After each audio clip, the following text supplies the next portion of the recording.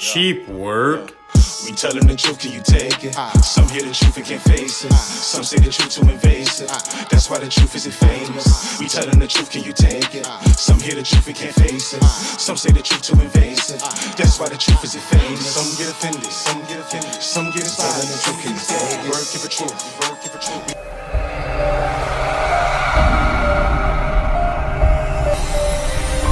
Cheap work. Yo, what's up? Shalom. How you doing?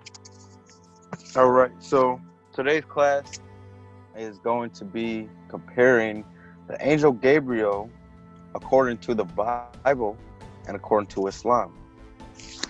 Or according to the Bible and according to the Quran. But my source will be from a well-trusted Islamic source. So it won't necessarily be the Quran, but that's the title. So what I'm gonna start in Luke chapter 1. I'll be using the New King James version. We start Luke chapter 1, 26 through 30. And it says, now in the 6th month, the angel Gabriel was sent by God to a city of Galilee named Nazareth, to a virgin betrothed to a man whose name was Joseph of the house of David, or Joseph of the house of David. The virgin's name was Mary. And having come in, the angel said to her, "Rejoice, highly favored one. The Lord is with you. Blessed are you among women." But when she saw him, she was troubled at his saying, and considered what manner of greeting this was. The angel said to her, "Do not be afraid, Mary, for you have found favor with God." Do not be afraid. Let's remember that. Also in Matthew chapter 1, verse 20,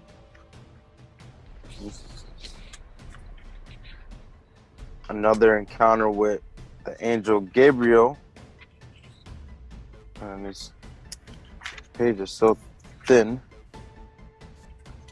So Matthew 1, chapter 1, verses 20 reads, but while he thought about these things, behold, talking about Joseph, behold, an angel of the Lord appeared to Joseph in a dream, saying, "Joseph, son of David, do not be afraid. Do not be afraid to take to you Mary your wife, for that which is conceived in her is of the Holy Spirit." So he comes to him in a dream and says, "Do not be afraid," because he's doubting taking her as a wife because she's pregnant, obviously, and he hasn't touched her. So he's telling him in a dream, "Do not be afraid to take her as your wife." So he comes to Joseph in a dream and just addresses him. In the last book we're going to go to two scriptures in this book, but the first one is in the book of Daniel chapter 8, verses 16 through 18. It says, and all these verses will be put up, and I heard a man's voice between the banks of Ulai, who called and said, "Gabriel, make this man understand the vision." So I'm assuming the voice is God telling Gabriel what to go and do. So he, Gabriel, came near where I stood, and when he came, I was afraid and fell on my face. But he said to me, "Understand, son of man, that the vision refers to the time of the end."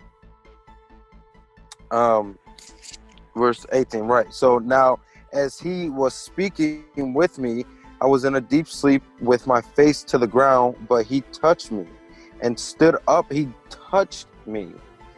This is key. And stood me upright. And he said, "Look, I am making known to you what shall happen in the latter time of the indignation for at the appointed time the end shall be. So pay attention to how the angel Gabriel is addressing these prophets. Later on in chapter 9, verse 21 through 22, it reads, or let's start at 20. It says, now while I was speaking, praying, and confessing my sin and the sin of my people Israel, and presenting my supplication before the Lord my God for the holy mountain of my God, yes, while I was speaking in prayer, the man Gabriel, whom I had seen in the vision at the beginning, being caused to fly swiftly, reached me about the time of the evening offering. And he informed me and talked with me and said, O Daniel, I have now come forth to give you skill, understanding. So Gabriel, the angel Gabriel, comes to give him skill and understanding. Now, again, what we're looking at is how the angel Gabriel is addressing the prophets. And lastly, when we're looking into Islam in Sahih al-Bukhari, now you can't, hopefully you can see it. Okay. This is a summarized version, and it says in their book of Revelation, this is at least, so again, in this version, which is a summarized version, it is the page number 50. This is the book of Revelation and number 3. This was narrated by Aisha, his wife, and the mother of the faithful believers. It says the common cement of the divine inspiration of Allah's messenger was in the form of righteous true dreams which came true like bright daylight.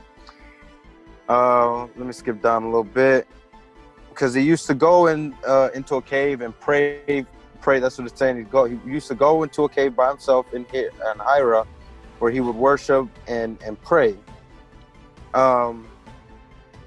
Now, during this time, let's see, he used to take him with him food, or for the journey, food for the stay, and then come back to his wife Khadijah to take his food likewise again, till suddenly the truth centered upon him while he was in the cave of Hira.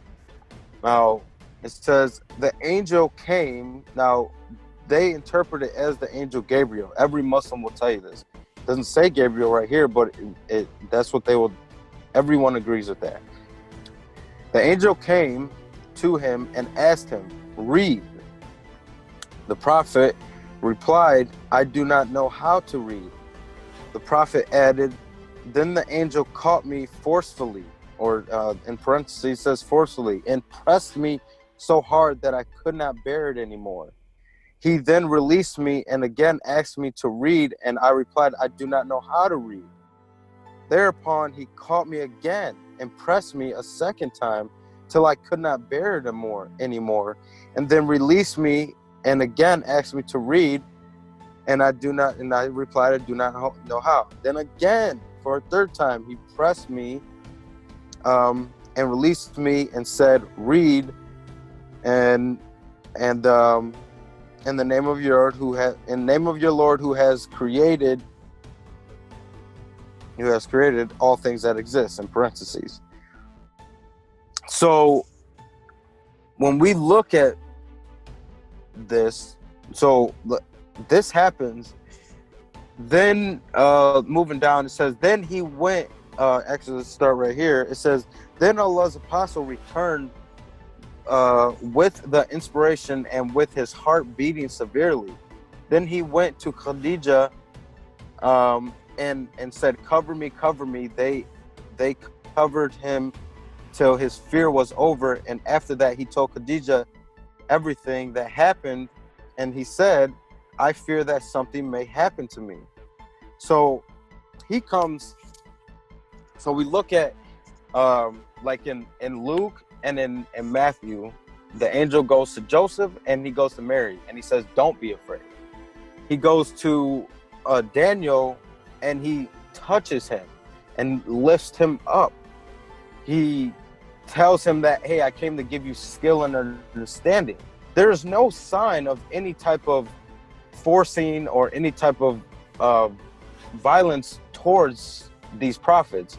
But then all of a sudden, when we get to Islam, Muhammad's first encounter with supposedly the angel Gabriel, he is, not only is he afraid, he has he's forcibly pressed. He was being pressed so hard, he couldn't bear it.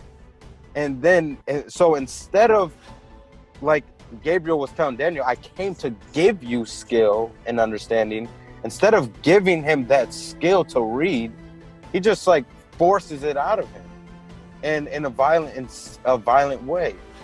So I think that we should see how the angel Gabriel is being described as in the Bible versus the Quran. And I would argue that according to the Bible, that just wasn't the angel Gabriel. It had to have been somebody else. So, I just want to do a quick lesson on a comparison of the angel Gabriel in the light of the Bible and in light of the Quran or the Islamic sources. And as we can see, there's a difference in how the approach is when it comes to the delivery of these revelations. So I hope that that helps some people, and maybe some people never knew that. And yeah, so all praise to the Most High God, and shalom.